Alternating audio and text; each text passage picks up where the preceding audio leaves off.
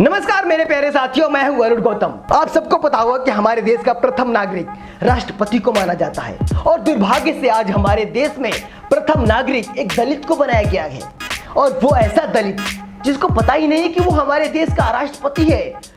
मुझे कभी कभी ना उनकी वीडियो, उनकी फोटो कुछ वायरल होती हुई देखकर ऐसा लगता है कि भैया ये भूल गए हैं कि हमारे देश के राष्ट्रपति हैं।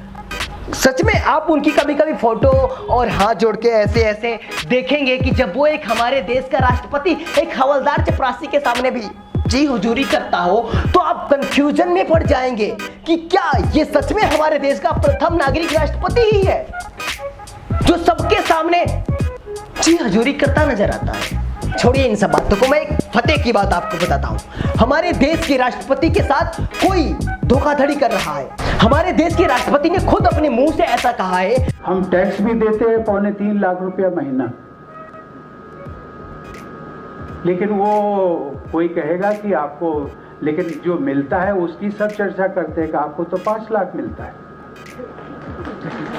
कि उसमें से हर महीने 3.25 लाख निकल जाता है, बचा कितना? और जितना बचा उससे अधिक तो हमारे अधिकारी और उन सबको मिलता है कि जो टीचर्स बैठी हुई है ना, टीचर्स, उन सबको सबसे ज्यादा मिलता है। वैसे तो सत्य है, ये बात सबको पता है। आप जीके पढ़े होंगे तो आपको भी पता होगा कि सबसे ज्यादा पेमेंट हमारे देश में किसी को मिलती है तो वो राष्ट्रपति को मिलती है। और ये बात हमारे देश के मौजूदा राष्ट्रपति खुद अपने मुंह से कह रहे हैं कि हमारी पेमेंट सबसे ज्यादा मिलती है। वैसे कोई ये बात भूल रहे हैं कि ये बात बचपन में पढ़ा दी जाती है, उनको बताने की जरूरत नहीं है कि हमारे देश में सबसे ज्यादा उच्च पेमेंट राष्ट्रपति को मिलती है।